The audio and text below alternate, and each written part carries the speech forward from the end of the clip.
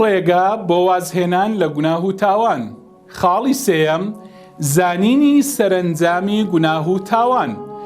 خوشتی مسلمان، برای ئازیزم، کاتێک تۆ سەرنجامی گوناه و تاوانت بزانی، بیر لە سەرنجامەکەی بکەیەوە کەوا بەکوێت دەگەینیتن، دەبێتە هاوکارێکی باش بۆ ئەوەی کەوا واز لە گوناه و تاوان بێنی، چونکە بێگومان لە ئەنجامی گوناه و تاواندا خەم، خەفەت، دڵتەنجی، هەروەها دووربوونت لە خوای پەروەردگار، هەموو ئەوانە سەرنجامی گوناه و تاوانن.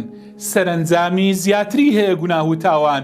بۆ نمونە لەوانەی لە سەرنجامەکانی گوناه و تاوان ئەوەیە کە کاروبارەکانت زۆر بە زەحمەت بەڕێوە دەڕۆن، واتە کاروبارەکانت خوای پەروەردگار تەوفیق و سەرکەوتنت پێنابەخشێتن.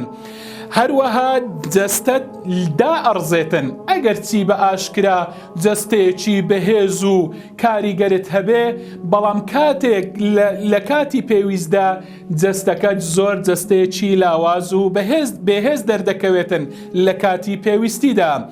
لە ئەنجامەکانی گوناه و تاوان بریتیە لە بێبەشبوون لە ڕزق و ڕۆزی. خوای گەورە بەرەکەت لە ڕزق و ڕۆزیت نایەڵیتن. سەرنجامەکانی گوناه درێژەی زۆریان هەیە، لەوانە بێبەرەکەتی لە تەمەنتدا. ئەو تەمەنە جوانەی کەوا خوای پەروەردگار پێی بەخشی، بەرەکەت لە ژین و ژیانتدا نامێنێتن. خۆشەویستان، یەکێکی تر لە سەرنجامەکانی گوناه و تاوان بێبەشبوونە لە تاعەت و پەرستشی خوای پەروەردگار، کە نیعمەتێکی گەورەیە لەگەڵ ئەو کەسانەی کەوا خوا نیعمەتی لەگەڵ کردوون. سەرنجامی گوناه بریتیە لەوەی کەوا جلوبەرجی زەلیلی و سەرشۆڕیت پێدەبەخشرێتن.